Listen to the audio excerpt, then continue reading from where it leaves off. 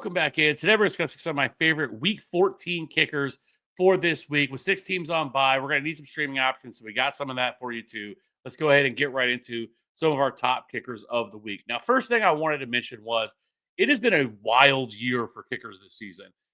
We now have 5 kickers that are averaging more than 10.5 fantasy points per game. And for a little context, last year, we only had one kicker who barely averaged over 10 fantasy points per game last year, and that was Brandon Aubrey. But this year, we have Chris Boswell and Austin Seibert who have outscored players like Tyreek Hill, Marvin Harrison, Debo Samuel, Chris Olave, Michael Pittman, Tank Dell, Amari Cooper, and Christian McCaffrey.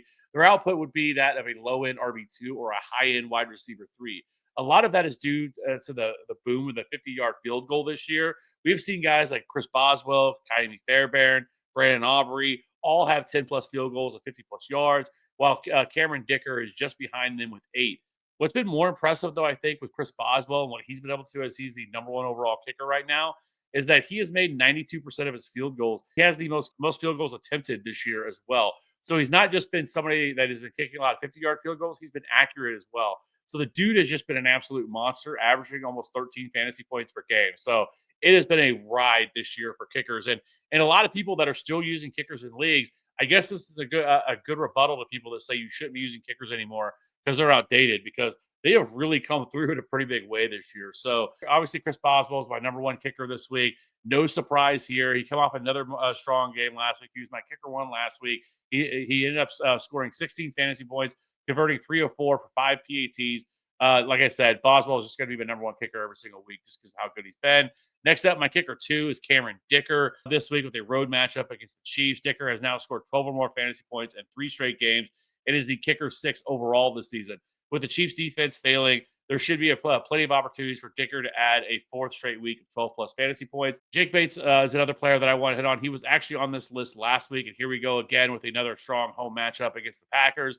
This Thursday Night Football matchup opened up with a 51.5-point total, which is the highest total on the slate. Bates has really turned a corner as he continually has been one of the most reliable kickers since their Week 5 bye. Bates has now scored 8 or more fantasy points in every game but one, and has also scored 12 or more fantasy points in 5 of those 8 games. Bates is a locked-in top 3 kicker this week.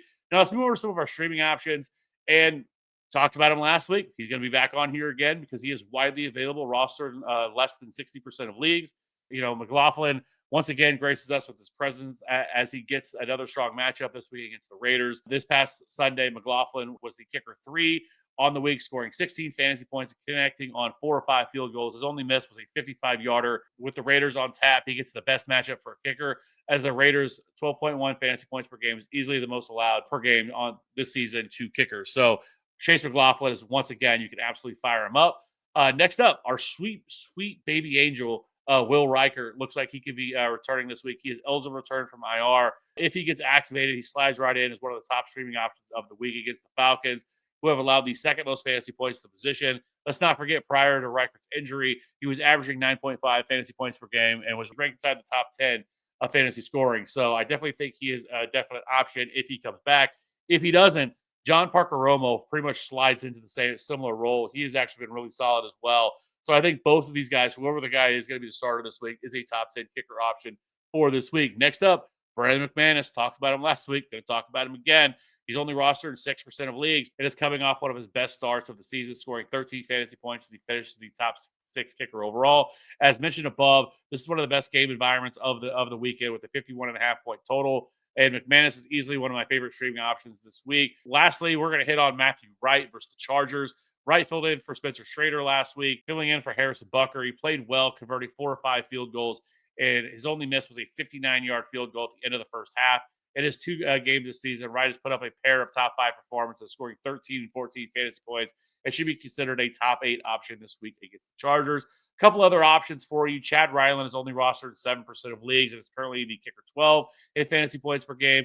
Don't match up against the Seahawks. It's possible Matt Prater could be back as early as this week, as he is eligible to come off IR. But if so, I would just pivot to him if you were looking at somebody like that. I think both of them are very similar options. Tyler Bass is rostered in 60% of leagues. He really hasn't been great from a fantasy perspective, only converting 82% of his field goals, but he is averaging 8.7 fantasy points per game, but is the kicker 17 overall. However, with this game being in LA, inside the Dome, I don't mind taking a shot on Bass this week. And then Blake Grupe, rostered in 7% of leagues. Grupe has been a consistent kicker this year, converting 90+% of his field goals.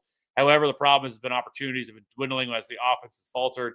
This week, though, they are in a favorable matchup against the Giants. The Giants have allowed 9 fantasy points per game to kickers this year. So I do like him as an option as well. That being said, I'll get out my soapbox and get out of here. If you have any questions, leave them in the comment section below. We'll see you on the next one.